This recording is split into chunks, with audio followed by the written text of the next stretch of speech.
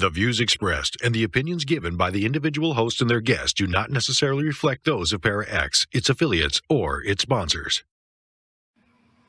It's coming. All these voices.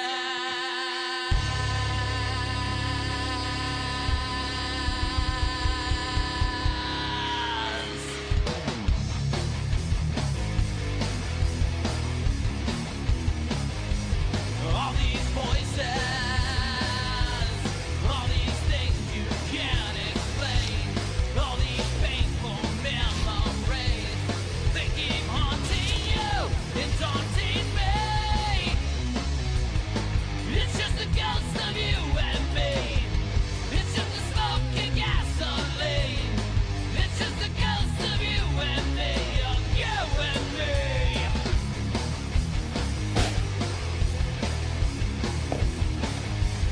All these whispers. My name is James Hershey. In the rain. Right back. All these shadows in my mind. With my reflection I can't find. It's just a ghost of you and me. It's just a smoking gasoline. It's just a I know how to ghost do it. of you and me. Of you and me. Don't let 'em take you away.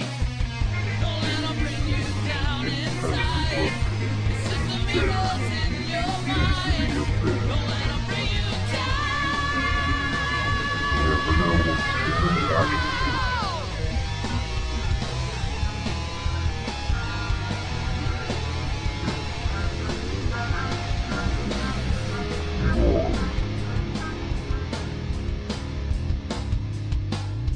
Hello, everyone, and welcome to another episode of Staring into the Abyss. I'm your host, horror author James Hershey Jr., and with me, as always, my co-host, Old Boy James Ash. How you doing, brother? Pretty good. How's everybody doing tonight? On this episode, we are going to be talking about the Jersey Devil. Everybody probably knows or has at least heard of the Jersey Devil before, and we're going to get a little bit into the history of the area and of the legend and some of the lore that goes back all the way to colonial times and before. We're also going to be talking a little bit about some of the sightings, and then we're going to try to figure out if this thing actually exists, and if it does, what is it? So, to start off, we will say that it's obviously the Jersey Devil is a legendary creature. It is supposedly in the Pine Barrens, which are in southern New Jersey. It actually goes all the way from southern New Jersey all the way up to down to Pennsylvania and even up to New York. So it's a very large area. The creature is usually described as being a flying creature that is bipedal and has hooves. But there are multiple variations of what this creature is supposed to look like. The most common description that is given of the creature is that it looks almost like a kangaroo. It has the head of a goat, leathery bat-like wings, horns on top of its head, very small arms, like little T-Rex kind of arms. They're really little, but it has sharp claws on the hands. And then on the feet, it has cloven hooves, and it has a forked tail coming out behind it. Supposedly, this thing moves very quickly, and a lot of the witnesses that have seen it have said that it will emit a blood-curdling scream that will just scare the hell out of you. Now, according to the popular folklore, the Jersey Devil actually originated with a resident of the Pine Barrens that people call Mother Leeds. Her actual name was Deborah Leeds.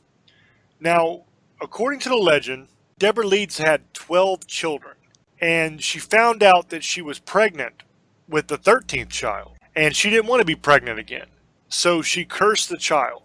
Basically, the quote that is given when people tell this story is that she found out that she was pregnant, and she got upset, and she said, well, let it be a devil then. That's the quote that's always used. During 1735, Deborah Leeds was in labor, and all of her friends gathered around. They say it was a stormy night, but I don't know if that's just for effect, because, a stormy night sounds better than a pleasant evening. But they said it was a stormy night, and she was in labor, and all of her friends were there. And when she gave birth, at first when it came out, it was a normal child. But very, very quickly, it began to change, and it turned into a creature that had hooves and the head of a goat, bat wings, and a forked tail, like I described a minute ago. The creature started growling and screaming at them. It killed the midwife, and then it flew up the chimney and headed off into the swamp, into the Pine Barrens. In some of the versions of the tale, Mother Leeds was not just a woman with 12 kids, she was actually a witch.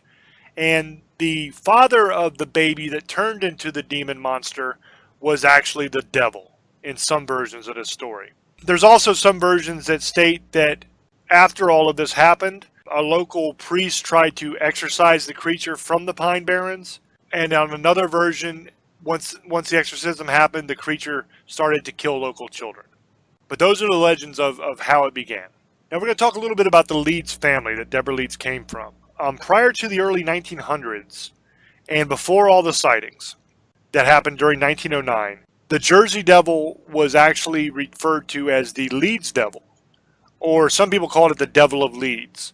Now this was either in connection with the local Leeds family or the town in southern New Jersey, Leeds Point.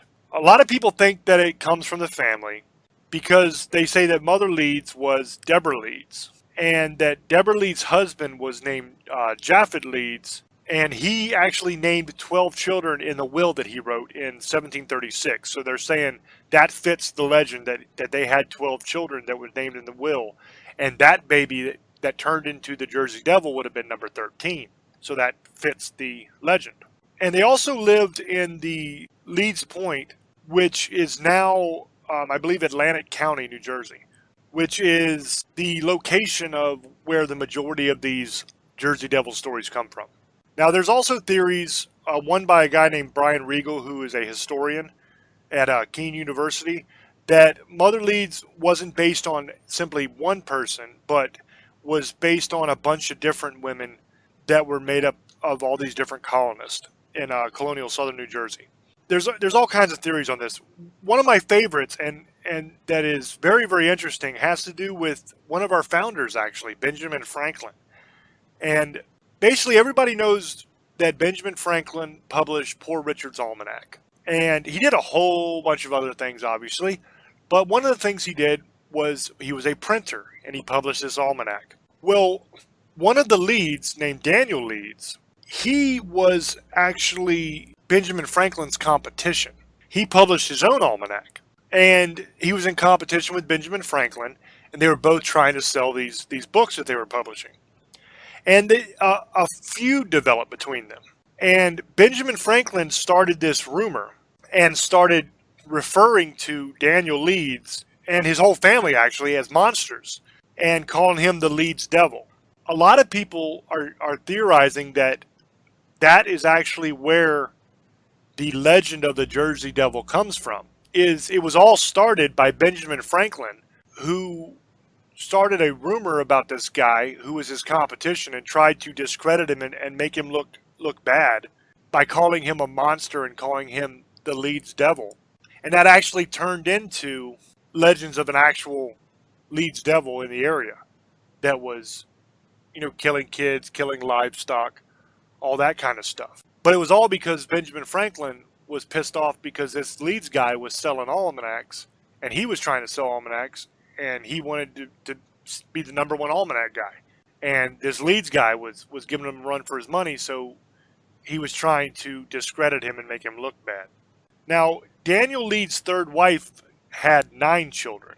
So having a lot of children, I guess, is something this family does. His second wife and his first daughter both died during childbirth. And so he was not having a good time back then. He had all these tales being told about him and his character being maligned. And he's also having a tragedy in his family going on. Now, he continued to publish almanacs, but he ran into more trouble because the Quaker area that he lived in began basically banning his almanacs. They told their followers not to buy his almanacs because they contained astrological symbols and different occultic writings. And they said that the astrology that he used in his almanacs was blasphemous, that it was too pagan to be read by Christian people. And they began to censor and ban the almanacs and even seize them and destroy them. Now, in response to this, Leeds just kept on publishing more almanacs. And he went even further with the astrology and occultism, mysticism. He even got into cosmology and demonology and all kinds of natural magic. And by the 1690s, after his almanacs and all of his writings were called heretical by the Philadelphia Quaker meeting, Leeds continued fighting with these people. He wouldn't just shut up and go away. He just wouldn't leave well enough alone and conform. He just kept on fighting with them. And he began actually publishing anti-Quaker tracts, which would criticize Quaker theology, and started accusing the Quakers of being anti-monarchist. Because remember, at this time, America's not a country yet. We're still colonies of England. So he's saying that the Quakers are against the king. Okay, so this could cause major problems for them. And it led to a major dispute. Now, Leeds was endorsed by the British Royal Governor of New Jersey, Lord Cornbury. Now, Lord Cornbury was completely despised by the Quakers, and he had no love for them either. So he took Leeds' side.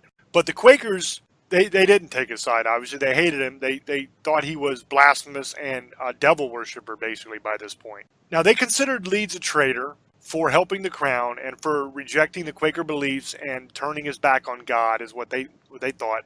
And they basically said he was evil. So he was declared evil by the Quakers.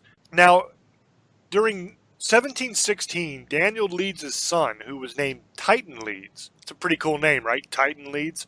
He inherited his father's almanac business, and he continued in his father's footsteps using the astrological content and kept on competing with Benjamin Franklin with his popular Poor Richard's Almanac that Franklin put out. Now, the competition between these two guys, Benjamin Franklin and Titan, intensified when in 1733, Benjamin Franklin used astrology in his own almanac to predict Titan Leeds' death on October of that same year. Now, this was a joke by Franklin.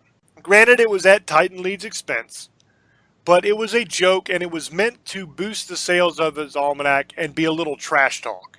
Titan Leeds didn't take it that way. Titan Leeds was kind of pissed, and he was offended. And he published a public letter to Benjamin Franklin in his almanac, where he called Benjamin Franklin a fool and a liar.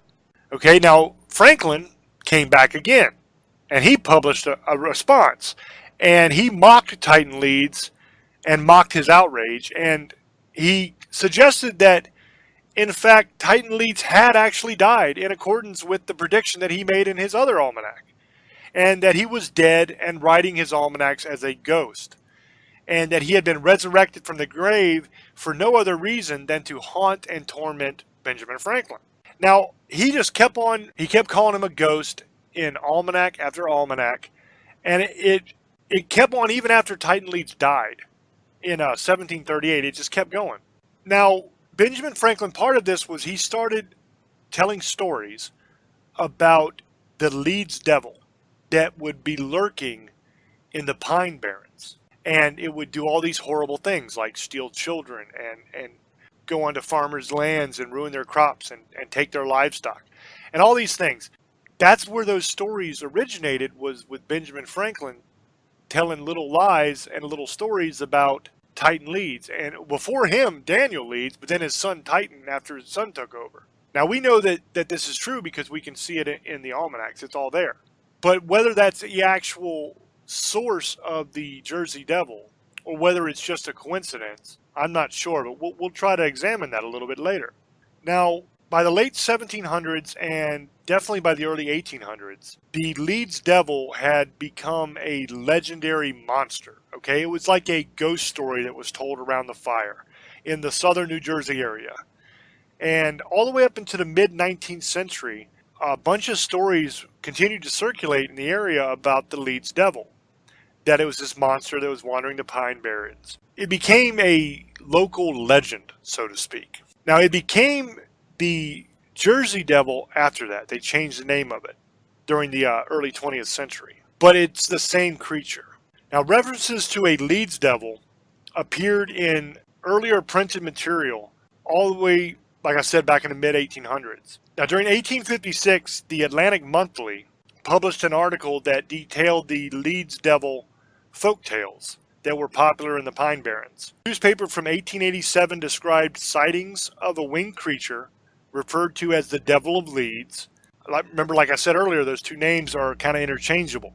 Allegedly spotted near the Pine Barrens in Burlington County, New Jersey. That's another thing about the Jersey Devil is it's not just one little area. There's sightings all up and down through the Pine Barrens. There's definitely a spot on the map where there's more concentration of sightings, but the sightings are all over the Pine Barrens. Now, we're going to go into some of the actual encounters or the claims of sightings of this creature. Now, one was, according to the legends, Stephen Decatur was at the Hanover Mill Works, and he was there to inspect his cannonballs that were being forged. For those who don't know, Stephen Decatur was a Commodore, and he sighted a flying creature that was flapping its wings and flying across there in the Barrens area. And he actually fired a cannonball right at it, but either it didn't hit it or it hit it and there was no effect to it, because it just says that he fired a cannonball directly at it with no effect. The next guy was Joseph Bonaparte, believe it or not. Now, this was the older brother of Napoleon Bonaparte, and he claimed to have witnessed the Jersey Devil while he was hunting on his Bordentown estate in 1820. So this is a guy that everybody knows who Napoleon is. Well, Joseph was his older brother. So this isn't just some uneducated quack farmer somewhere. This is the brother of Napoleon. So he definitely is educated. He definitely is not just some Looney Tune. And he says that he saw it while he was hunting. In Greenwich during December of 1925, a local farmer shot a unidentified animal as it attempted to steal his chickens, and he photographed the corpse. Afterwards, he claimed that none of the 100 people that he showed it to could identify what it was.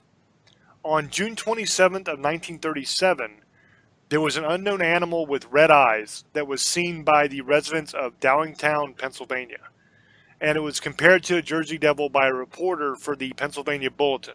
In 1951, a group of boys in Gibbstown, New Jersey, claimed to have seen a monster that matched the description of the Jersey Devil, and claims of a corpse matching the Jersey Devil's description came in 1957. In 1960, there were tracks and noises heard near Mays Landing. They claimed those were from the Jersey Devil. And during that same year, the merchants in Camden, so all the little shop owners in Camden, pulled their money together and they offered a $10,000 reward for the capture of the Jersey Devil. And they even offered to build a private zoo to house the creature if it was actually captured. So that's kind of interesting when you think about the fact that people are willing to put up money like that. And you got to remember, that's 1960. Okay, so 10 grand in 1960 is a lot of money.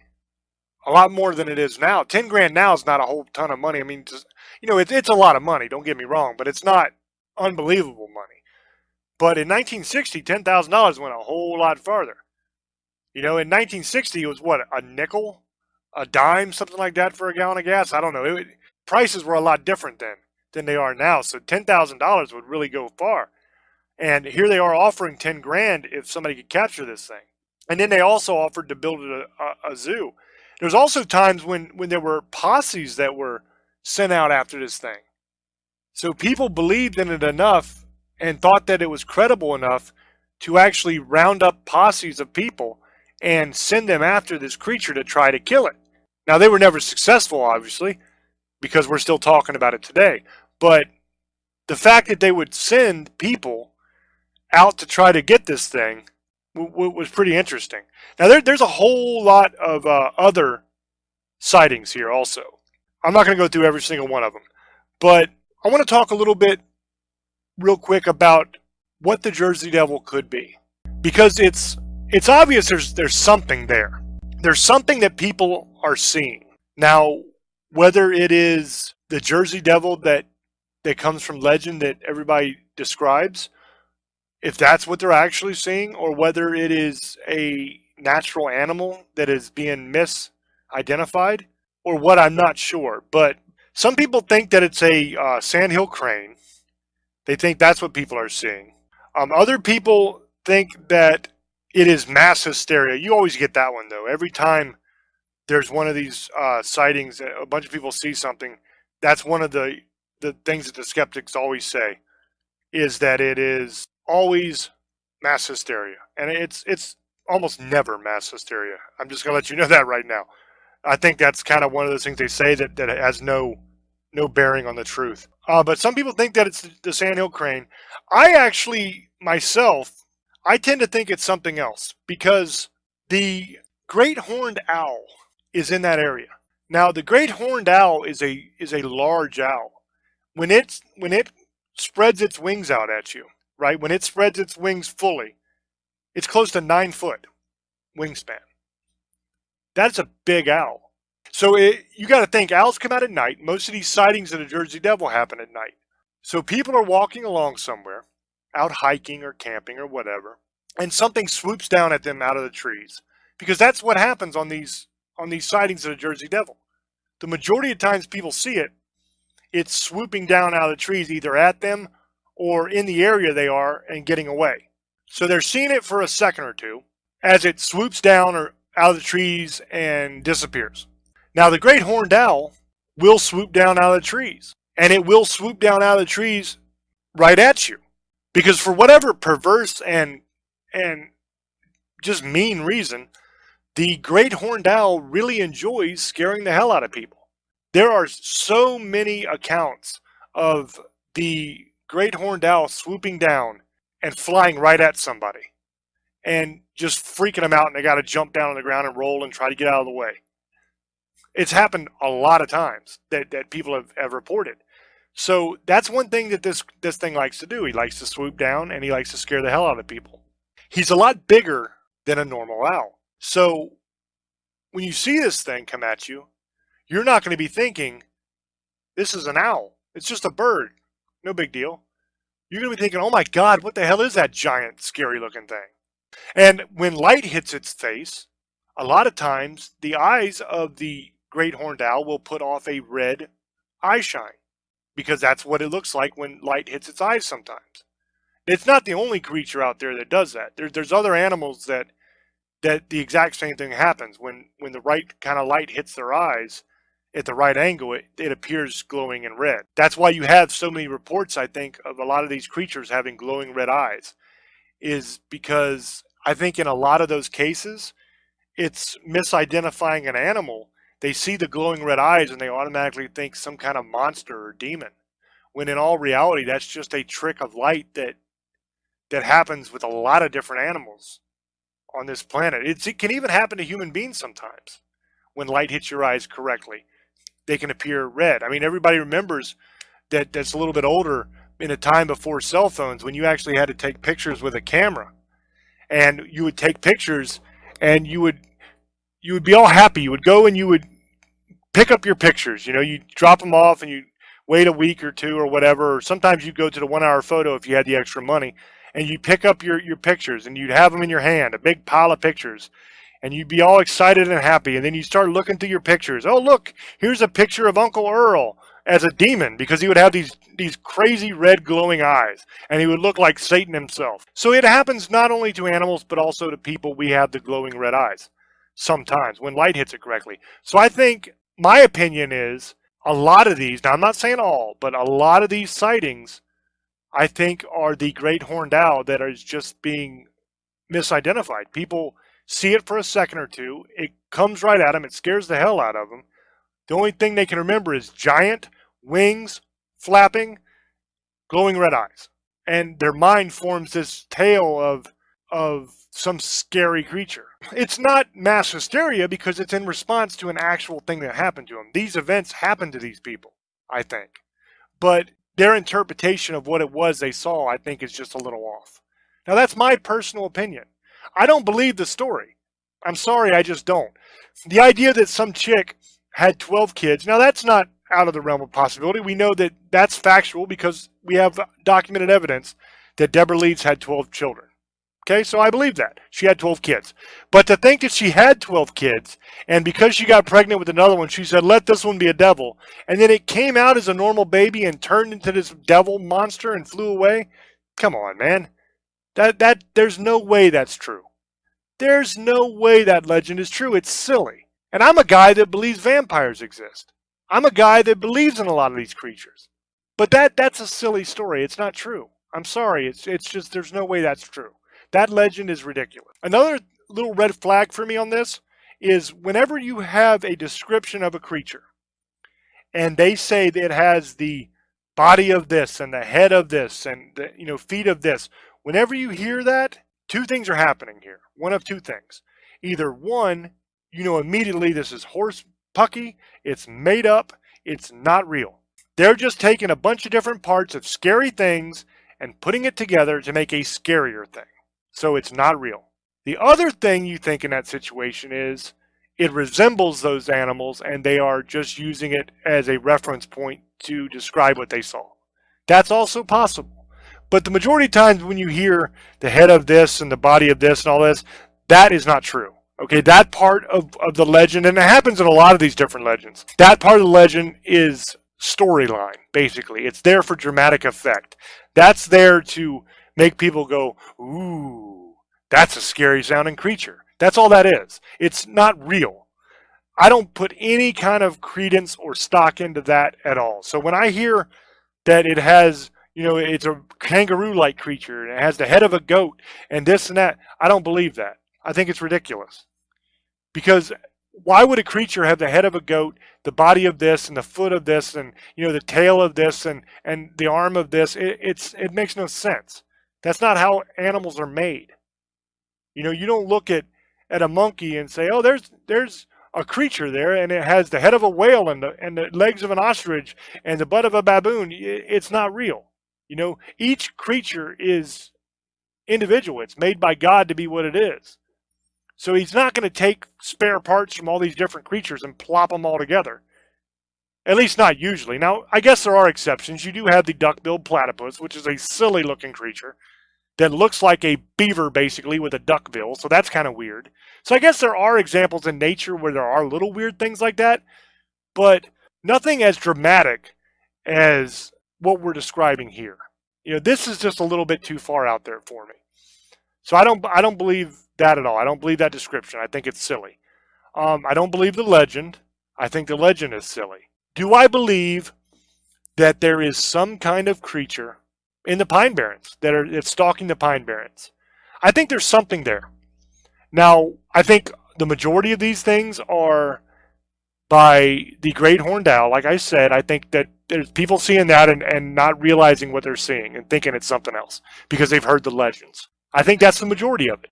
But I think there's something out there that people are reporting seeing other than just the owl, because not every case can be the owl. So I think there's something out there, but what it is, I just have no idea. I know that the information that we have so far, the legend and all that stuff, I know that can't be true. It's silly. So my ruling on it so far is that I think there is something there, but it's not what they say it is, and we don't know what it is.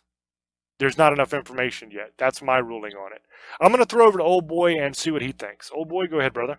Thank you, brother, and thank you for letting me have an opportunity to talk about this because I beg to differ with your opinion. I'm originally from Pennsylvania, right outside of Pittsburgh, so I've heard this story when I was a kid. I used to hear exaggerating stories about this. There is another legend, though, not just this one. There's another legend that she was a witch that sold herself to the devil, and they ended up having a kid. And it wasn't a kid, it ended up being the Jersey Devil. Well, the problem is, you said God didn't make it, but there's a possibility it is an abomination because the Nephilim were abomination, and they were making certain different creatures and that's where they got the stories from, like the griffin and different, like the half eagle, half lion. We've heard stories before. This isn't the first time, and this is supposed to be abomination, a demon. Back then in the 1700s and the 1800s, when this thing was around, the best way you can actually say something that looks like you've never seen before is that's the best way to portray them. But the problem I have with this is, you're right, it was probably an owl on some of these in aura fabrications. But the problem I have is, in America, we don't have kangaroos. An owl doesn't look like a kangaroo. That's the difference. And there's so many afflicting stories of how big this thing is. Some people think it's, 3 to 8 feet tall. Some say it's 10, sometimes 20 feet long. The issue I have with this thing is it's being seen since the 1700s. And I know what an owl looks like, and I know what the other owl looks like too. You would know after a while what, and their eyes is true. Some things can look like it's glowing red. But the problem I have with it doesn't make the screech that people are saying this thing does. It screams. See, there's the difference between that and the owl. The owl makes noises, trust me, but you'll know what an owl does. There's the difference between this, and plus the owl doesn't have hooven feet. There's pictures of this thing, and there's actually a picture that some people are saying it's fake, and I think it was 2016. It's still being seen, even in Pennsylvania, all the way up to, there's parts that it supposedly attacked places in Salem and Boston, and I think it was in the 1800s and 1900s. The issue I have with this is it was probably a fabricated, just like you were saying with Ben Franklin. He probably made the Leeds Devil, and then it became a Jersey Devil, whatever it is now, it's the Jersey Devil. I think that's what it is. The problem I have with this is there's a possibility that if she did do something, like by selling her soul, or you never know, that something came out of this. And like you said, the guy shot a cannon at it and didn't die. I mean, you said Napoleon's brother said he's seen something. It's kind of hard to say there isn't anything. And maybe it's not exactly what people are saying, has a bat wings, a reptile body. Some people say kangaroo body, a horse's head, pitchfork tail. But this thing eats pigs. This thing kills giant. I don't know if you ever seen what giant pigs look like, giant hogs. They're like 700-800 pounds, or sometimes they're 6-7 feet long. This thing killed that. So that thing was bigger than that. So I don't know. I don't know if I'm going to say it's 100% fake. I think some of the stories are fabricated for over the years, just like every story is, like with Bigfoot and fairy tales. People have exaggerated it, and it looks like this and it looks like that, and but sometimes the best way you can explain something is by using the closest thing you would be able to explain something. Like if I seen a dragon and it kind of had like a cat's head, I'm going to say it looked like a cat, but it never was really a cat. But that's the closest thing that I could actually have in my memory bank to actually know what it looked like. So I could understand that part of it. Now, the whole story of it, I think, has been probably exaggerated. I think that there is something in those woods, though. I mean, there's so many sightings. There's thousands of sightings in the 1800s. They were hunting this thing, so it wasn't just an owl. I mean, they would have killed a couple of these owls and known it wasn't just an owl. That's the problem I have with it. Plus the screeching screams, that blood-curdling cries, that's something an owl doesn't do. That makes noises. They're loud. Trust me, I've seen them. We have them in the desert here in Apple Valley, California. We have big desert owls, and they have a big wingspan, 6-7 feet. And you could see them. They're mean, vicious. They got big talons. They'll tear you apart. Trust me. So there is some of these sightings. I do agree with James on that. With the owls, they probably are, because they got a big wingspan, 10, 9 feet, even bigger. And I believe that. I believe people saw something fly down. Oh, it's already, that people are already saying they see anything in the night. You're not going to know what it is, what the hell is flying around. You're just going to think that's what it is. Oh, it's the Jersey Devil. It probably was. Most of these were probably owl sightings or other birds, but there's something in that forest. There's always been. And, there's a lot of stories anyway from that era, from New Jersey, Boston with the witches, the Bell Witch in Maryland, what you guys would know as the Blair Witch. There's all kinds of stories. Like in Pennsylvania, like they they had the story of the Bunny Man. There's the story of I got told, and it was actually on Urban Legends, the movie, of a lady that had her and her boyfriend broke down, and he went to go look for help, and it was like pitch dark, cold, snowing, and they were broken down. So he went to go look for help, and she's all, no, don't leave me here. And he ended up doing it. Well, she locked the doors, and later that night she could hear scratching on top of the roof. Well, she got so scared she hid in the back of it. You know, it was a bigger car, I guess, whatever they call those station wagons, and she slept there and hid under the blankets to the morning. While she got out of the car, her boyfriend's body was hanging on top of the car. That was his hands scratching back and forth. I've heard that legend for years. And, that's, sorry, it's going out of time, out of the Jersey Devil. I don't want to do that, sorry. But I've heard stories all over, especially around that time period, especially with Bigfoot, too. Do I want to say that it's impossible the thing doesn't exist? Probably there's a chance. I'm not going to say it's impossible.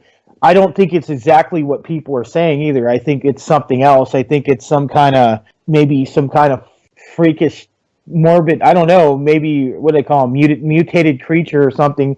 Maybe, maybe it is something that got cursed. Maybe she was cursed. Maybe that was, all we know, maybe another theory is Ben Franklin could have had somebody put a curse on their family to get revenge for the Almanacs. You never know, or they could have sold themselves to the devil to make those almanacs to get money, and the devil cursed them with their 13th kid. Because it is funny, he said 13, the unlucky number 13. That's the weird thing about the whole story altogether. Because 13, the number 13, well, it's not unlucky for me, but some people think that's an unlucky number, like, walking under steps or seeing a a ladder or seeing a black cat. Some people think that's bad luck. So he could have got cursed, and that was what happened. The 13th kid became a demon, and it ate the midwives. And they actually, one of the stories I read, the thing killed everybody in that cabin, took off, and they did, like he said, had a priest come, and it didn't work, and it ended up killing animals. Then it came back and terrorized everybody in the 1800s, and there was thousands of reports of this thing through New Jersey, Pennsylvania, Boston, and even I think Maryland I was reading. So I don't know. I really don't know what this thing was. I believe it could exist? Yes. Do I want to say it? Probably I'd give it about a 65% chance it doesn't. I will give it about a 30% chance it might exist. It might not be exactly what people, like I said, what people are saying. It sounds to me like it's some kind of weird dragon, maybe, but it flies. That's the weird thing about it. And it looks like it always comes to evil too. Remember, it could have been fabricated by the church too when they were going after leads, and made up a whole story about them. And, you never know. You never know what happens. You know how people are when they get jealous of each other over money. Money makes you do a lot of bad things. Makes you turn on your brother, your sister. It doesn't matter what they say they believe in. Most people will sell you out. Trust me. They get enough money, or they making money. They don't care who you are. They'll sell you out, make up any story. It could be a fabrication lie. These people would have this thing might have never even exist. But there's so many sightings, thousands of sightings. So there's got to be something. I don't know if it's necessarily, like I said, the owl. I think those explain some of them. I think that explains about 40% of it. And I think 30% of it's fabricated. But I do think there may be something there. You never know, because like you said, you believe in vampires, you believe in werewolves. Why wouldn't you believe in this thing? Because it's a possibility. But I'm not going to say that it's impossible that either. It might not, probably doesn't exist. I'm going to say I would more lean on things that might not exist, but there is something there. Like James said, I think there might be something there. I think there might be some creatures. I mean, they've made movies about this thing. They've done documentaries. They've gone out on monster hunters, and there's something there, because some of these people actually believe this. Even in New Jersey, it's like, I guess you can hunt it still. So they take it serious in New Jersey. I've heard of this story forever, even when I was in Pennsylvania. In Pennsylvania, they take it serious. You got to remember, when you're outside people, you think everything's a joke and everything doesn't exist. And, most people don't really know what's really going on in the world either. They don't know. They just hear something. Oh, it doesn't exist. I know what's going on. They don't know. They haven't even been out of their house or they've got every been to the place where they're claiming it doesn't exist. So that's why I said I don't listen to anybody. But my personal opinion is it could be a fabrication, it could be a made up story, it could be real. You never know. I'm not going to sit here and say 100%. I think it's not real. I think it's probably unlikely, but there is something out there, and I would love to know what it is. It's one of my favorite stories. It's been one of my this one and Bigfoot and a couple other ones are my favorite. I've been wanting to do this show for months, and I finally got to do it. I'm glad James, he found, the Ben Franklin thing I didn't even know about. I was reading a little bit about it, but I didn't read it that much into it. But that was really interesting to find out he had, they were going back and forth with their companies and stuff. So it's really cool to find that out. Thank you, man. Thank you, James. Back to you. It's interesting because it's all of those things. You said it could be a fabrication, it could be a made-up story, it could be real, it could be not real. It's really all of those things in my mind. I believe there's something there. There is some creature there. What I do not believe is the story that we're being fed. And that's because I'm a writer myself. So I know how these scary stories are constructed because that's what I do for a living. The idea of the 13 children, the 13 number holds significance, like you said. The stormy night, the cursing of the baby, and in some versions that the mother was a witch and had sex with the devil, and all this kind of stuff, it's all dramatics. It's all setting a scene in order to elicit a scared response. It's a ghost story. That's what it is. You're sitting around the campfire telling this ghost story. Now, if you were telling this story about a guy with a hook for a hand, at some point in the story, somebody would jump out and go, ah, and everybody would go, ah, and be scared, right? This is no different. It's a ghost story told to scare people. So I don't believe the story that's being told about the Jersey Devil. To me, it's silly. Like I said, it makes no sense because there are too many themes there, too many emotional highs and lows in this story that is designed to elicit a certain response from you. It's designed to give you the chills and make you be like, oh man, that's a scary story. But it's not reality. The reality is never that scary. The reality of things usually tends to be a lot more boring, honestly. It's more scientific than anything else. It's more clinical than anything else, is usually the way the reality works. And then a story is made off of that. And I think that's what happened here. I think there is a creature that is in the Pine Barrens. Now, what the hell that creature is, I don't know. Because all the stories that were being told, I don't believe. But there have been enough people that have seen this thing, and enough prominent people, respected people, that have seen this thing and went after it. For me to say that nothing exists would be silly also. Because it's obvious there's something there. So we have to try to figure out what it is. Okay, if these sightings go all the way back to the 15 and 1600s. Okay, the majority of them are in the 17 and 1800s, but there's a few in the 15 and 1600s. Now, this was before Benjamin Franklin was even alive, some of these sightings. So we know that it can't completely be an invention of Benjamin Franklin. I think the story that we have today about the Leeds Devil, which turned into the Jersey Devil, I think that came from Franklin. I think that's baloney. But the creature itself, there were sightings of before then. So I think maybe he took sightings that he knew about of a creature in the area and just put Leeds' name on it in order to smear him and made up stories about it. But I think it was based off of an actual creature that really existed. Okay, so if we have a creature that was alive back in the 15 and 1600s, and there's still sightings today of this same creature, either you have a biological creature with a tremendously long lifespan, or you have a breeding population of a creature, and what we're seeing is actually the great-great-great-great-great-great-grandson of the creature that they saw back then. And there's a lot of them out there. Now, it is a big area, the Pine Barrens, but the idea that you have a gigantic flying monster that kills and eats children and livestock, and nobody's seen it, it hasn't showed up in a city, and just ran wild and started killing people, sooner or later that would have happened. And you can say, well, if it's an animal, animals are going to stay away from people. You could say that, but I live in the mountains, and we have bear that walk into town, and deer that walk right into town.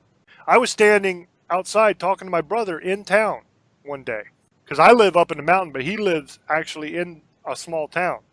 And I was standing in his driveway talking to him, and a big old bear just walked right on by, 10 feet from us. Just walked by right through town. So animals come in town all the time. There have been cases in cities where deer have come in and jumped through the window of a convenience store. And if you've never seen those videos on YouTube, you've got to look that up after the show tonight, because it's good watching. These animals tear the place up. But it happens. If you had flying creatures that were able to cover large distances because they have wings and they can fly, and they ate people, then they would definitely at least do a flyover of a city. And we would have reports of this thing flying over the city. We'd have video of it. We'd have pictures of it. Especially nowadays, everybody would have their phone out and recording this thing. So I don't think there can be a breeding population. That is a lot of them, because we would have absolute evidence of this thing if that was the case. So that means that it would have to either be a biological creature with a very long lifespan, but that's like 500 years. That's a long time for something to live. Not many things on this planet live that long. Or what we're dealing with here is a supernatural creature that is immortal, basically, that can live forever. Or at least a lifespan that we can't even imagine. If that's the case, then we have to say, okay, well, how? How is this thing created? Old boy brought up the idea that it might be an abomination, such as the Nephilim were. Well, they were made from angels mating with humans. This all took place way back in biblical times, before the flood. If that's the case, and the Jersey Devil is an abomination that was formed like that, then that means that thing had to have been around thousands and thousands of years. Why do the sightings only begin in the 1500s and really pick up in the 1800s? That to me doesn't make much sense. We should have sightings of this thing. If that's the case, we should have sightings throughout time, and we should have sightings in multiple areas as it made its way there. Because you got to think, if this thing comes from way back then, it would have started in the Middle East. So you'd have legends of this thing in the Middle East before you'd have legends anywhere else. And then you'd have legends of it as it made its way across in different cultures. We don't have that. So I don't think that it was an abomination that was created back then. So that would mean that it would have to be something supernatural that somehow came into being later on, either through magic or maybe somebody doing magic and opening a portal of some sort, and this thing came from somewhere else. Maybe it's a interdimensional being from another dimension that slipped through when a portal was open, either through magic or through some other means. Sounds kind of outlandish and crazy, but who knows? We know something's there, we don't know what it is. That's the bottom line here, I think, on this creature. That's what I say. So I say that absolutely something there. Story that we're being fed is crap. Not true at all. I don't believe it. But there is something there. And what it could be is really open for interpretation. Everybody can have a theory because we just don't know. What would your final ruling be, old boy? Well, I'll just say this. Bigfoot, a lot of people see Bigfoot, and you don't see them going into the, in the stores, and people believe they exist. You don't see the Loch Ness Monster, and people say that exists. And there's a possibility exists. It's probably supernatural. This is what I'm going to say. If it does exist, it's supernatural. It's probably something that's been around for a long time. Remember, there was only people there for the 14 and 1500s, other than Indians. And Indians talk about flying creatures all over the place for thousands of years, so they've probably seen this before. Or it's supernatural and it came and cursed certain people. So I will say if it does exist, it's supernatural. So it seems like on this one, we are kind of on the same page. I think you tend to believe it a little bit more than me, simply because you're from that area. I think you grew up with a lot of these legends where I didn't. Yeah. So for you not only have a little bit better knowledge of the legends than I do, but also you kind of feel them more. Whereas I'm not a local guy to Pennsylvania area or New Jersey or any place like that. So to me, it's just a silly story that we're being told, really, is my honest opinion of it. One other thing I wanted to say real quick, the great horned owl. I talked about that earlier. I believe that's what a lot of these people are seeing. That owl actually does screech at you. It is a scary-ass inhuman screech that it makes as it attacks. I don't know why it does it, and I don't know if other owls do it or not. But I know that the great horned owl will make one hell of a scary sounding screech when it comes down. So that could explain a lot of those also, where they hear the screeching, because that owl actually does make that kind of noise. But that has been our version of the Jersey Devil show, basically. Us trying to figure out this thing and what it is. I think we have kind of the same verdict on it, or close to the same verdict, but we come at it from very different areas, I think. Because like I said, I think Old Boy likes this story a lot more than I do. To me, the Jersey Devil has never been one that really did anything for me. It never really excited me. I like the story of Benjamin Franklin and his rivalry with the Leeds family. The way this got started, I like that story. I love history. I love Benjamin Franklin. I think he's awesome, and I really enjoy that part of it. The creature part of it, there's just not enough for me, guys. There's just not enough. You know, I'm a big guy on Bigfoot. I'm big on Nessie. I'm big on all kinds of monsters and creatures, but for whatever reason, the Jersey Devil just doesn't excite me. I think it's a silly tale, because what we're being told, I don't believe any of it. But I believe there's a creature there, which kind of contradicts itself. You know, because I don't believe the story of it, but I believe that it exists. And you would think that would make me kind of excited, because there's a mystery to solve, but there's really not any answers that I've been able to find as far as what this thing actually is. I think Old Boy might have been onto something earlier when he talked about it might be some form of a dragon, maybe a draconian or something like that. I think he might be onto something there, because dragon would explain some of it. You know, the attack on livestock and children, and the flying and the screeching and all that kind of stuff. It would explain that. It obviously can't be a full dragon, but draconians are like man-shaped dragon people. So that's a possibility, and that's a very interesting possibility. I don't think it's really been properly explored by anybody yet. I think it's a rather new theory, so you know, I think Old Boy probably came up with a theory on this show, actually. So it's something we'll have to look into and research a little bit and see if it fits better. But to me, that sounds like as good a theory as any. So Old Boy, if you want to go ahead and give your shout outs, brother, and then we'll wrap this puppy up. Thank you, brother. I want to give a shout out to everybody on ParaX. Thanks for listening. I hope you enjoy this show this Sunday. We're going to try to do, I think, the zombie apocalypse next week. So you guys will probably, what would you do in a situation, and are zombies real? You'll probably enjoy that show a lot. I love doing these shows, man. Action-packed hour for you guys every week. We try to make it pretty good so you guys get entertained, and I love you guys. Check us out on James Hershey's YouTube page. Subscribe. We're almost at 1,000 subscribers, and when we get to that mark, we'll tell you guys. It's probably going to be in the next day or two. But I love you guys. Remember, just live your life as best you can. You only have one. And have a good night, and blessed be. Good night, brother. Yeah, thanks everybody for listening. If you want to check out the YouTube channel, it's youtube.com/James Hershey Jr. There you'll find all the Staring Into the Abyss shows and other videos that we have done.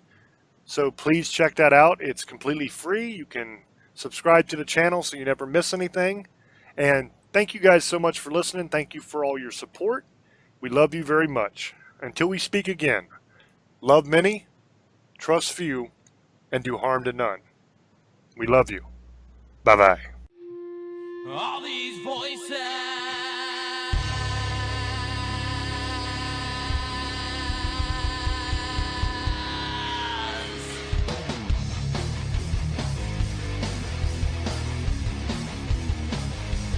All these voices,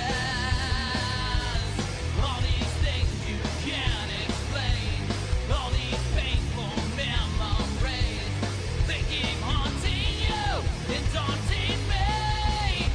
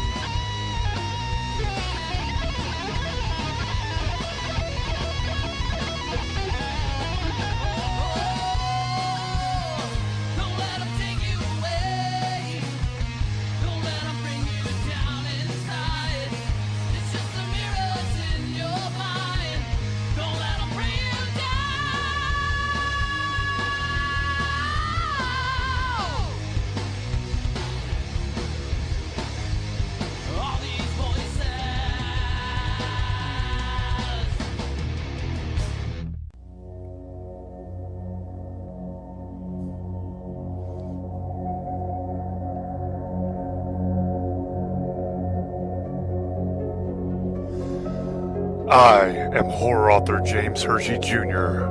from the Staring into the Abyss radio show. Check out the book that started it all. What critics called the scariest book of the year. I am Legion.